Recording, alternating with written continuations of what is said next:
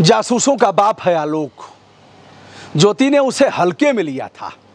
आज हम आलोक के तीव्रतम दिमाग पर चर्चा करने जा रहे हैं, जिसने टॉपर पीसीएस अधिकारी यानी अपनी पत्नी ज्योति एवं कमांडेंट मनीष जो सॉफ्टवेयर इंजीनियर रहा है उसको धूल चटा दिया। आलोक के दिमाग को तो मानना पड़ेगा दोस्तों। दोनों का दिमाग आलोक के टेक्निकल स्किल यानी तकनीकी कौशल के सामने बौना साबित हुआ।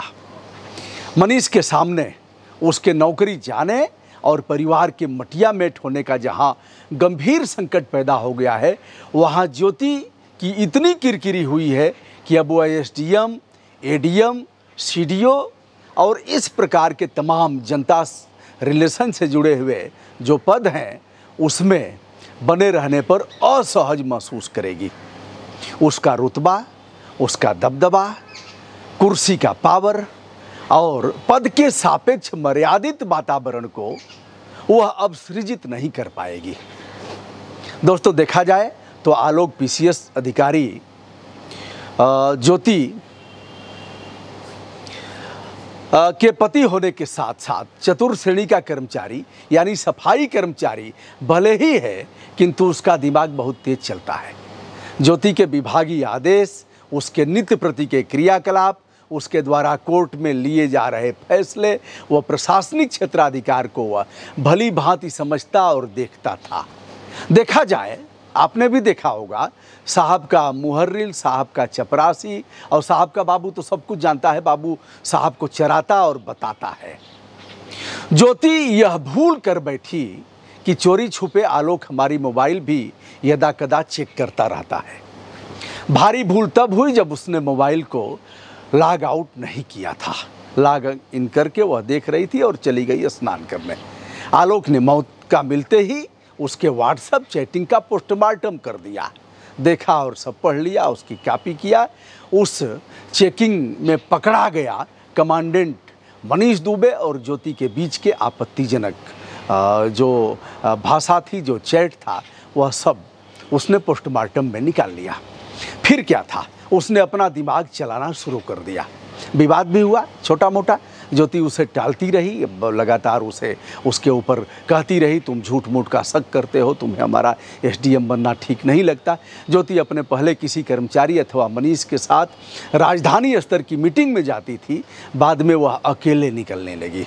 अब तो जो इस तरह का स्वभाव था वह संशय और भी आगे बढ़ने लगा और आलोक का शक बढ़ता गया। फिर क्या था, उसने अपने स्तर से जाल बिछाना शुरू कर दिया और जाल में फंस गए मनीष और ज्योति। जैसा कि आलोक ने अपने शिकायती पत्र में डीजीपी और शासन को बताया है कि मनीष होटल बुक कराता था।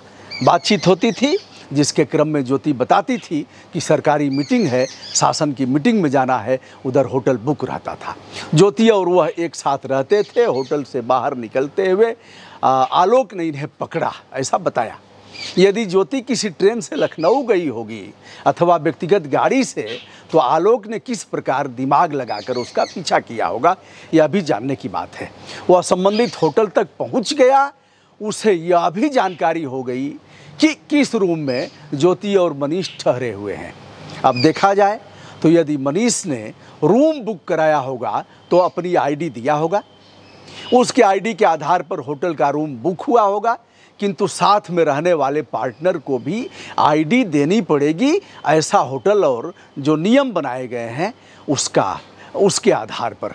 क्या ज्योति ने अपनी आईडी दिया था? यदि हाँ, तो फिर होटल के कॉलम में ठहरने वाले दोनों के संबंधों के बारे में जानकारी दी जानी होती है। यदि दोनों ने जानकारी दिया है तो क्या उसमें पति पत्नी बताया है अथवा मित्र बताया है। यह भी लिखना होता है कि संबंधित शहर में आप किस काम से आए हैं, क्या पति पत्नी के रूप में दोनों को दिखाया गया है अथवा मित्र के रूप में? वे होटल वाले शहर में किस काम से आए थे, उसके रजिस्टर में इसे क्या बताया गया है? यदि आईडी बदल कर ऐसा किया गया होगा तो ज्योति और मनीष दोनों के ऊपर फ्रॉड प्ले और कूट रचना का मुकदमा हो सकता है। भले ही दोनों एक साथ रह सकते हैं, शारीरिक संबंध बना सकते हैं, कानूनी तौर पर उन्हें इसके लिए रोका नहीं जा सकता। इस प्रकार का उन्हें मौलिक अधिकार प्राप्त है। माननीय सर्वोच्च न्यायालय इसके लिए चट्टान की तरह ऐसे लोगों के साथ खड़ा रहेगा, भले ही समाज इसकी मान्यता ना दे। एक बात और है, सभी होटल में कैमरे लगे हैं, सीसी कैमरे, उसका भी फुटेज संभवतः निकाल लिया होगा आलोक ने। जहां तक ज्योति द्वारा एसडीएम रहते हुए विभिन्न विभागों से मिलने वाले रिश्वत का लेखा जोखा शुभ लाभ लिखने के साथ ही अपनी हैंड राइटिंग में लिखा गया है, यह एक बड़े कदाचार और भ्रष्टाचार की श्रेणी में आता है।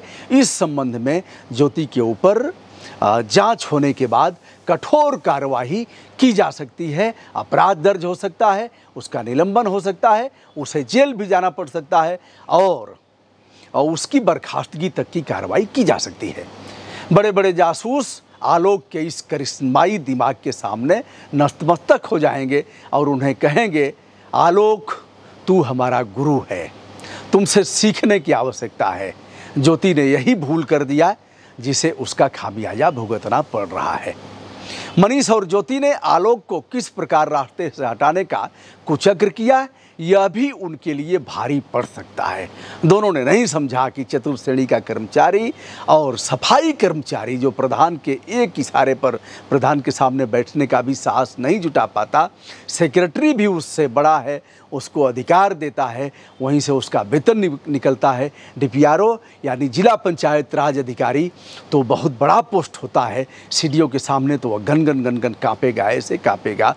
तो इतनी बड़ी अधिकारी ज्योति जो पीसीएस और टॉपर पीसीएस कहा जाए, जिसका अच्छा रैंक रहा है, दोनों पीसीएस हैं, उन दोनों ने इस मामले को जानने में भूल कर दिया कि आलोक भी इतना दिमाग वाला हो सकता है।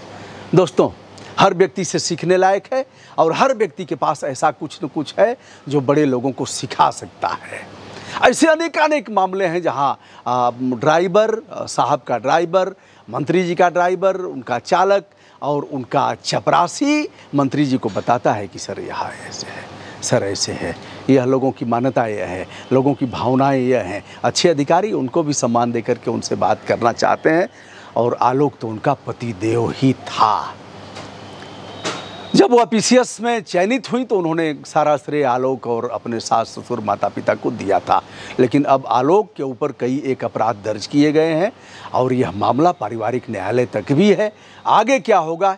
मनीष पर तलवार लटक रही है, किसी भी समय उनकी गर्दन उड़ा दी जाएगी, वर्दी उनसे छीन ली जाएगी, निलंबन की कार्रवाई प्रथम दृष्टया दोषी पाते हुए की जाएगी और आगे और भी कार्रवाई, नौकरी जाने तक की कार्रवाई हो सकती है।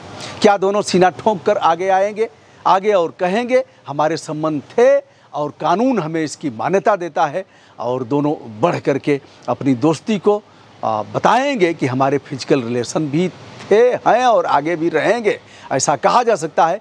किंतु धमकाने, डराने और इस प्रकार के जो अपराध हैं कूट रचना के, इसका खामियाजा तो भुगतना ही पड़ेगा। दोस्तों, ब्रजभूषण दुबे का सादर नमस्कार।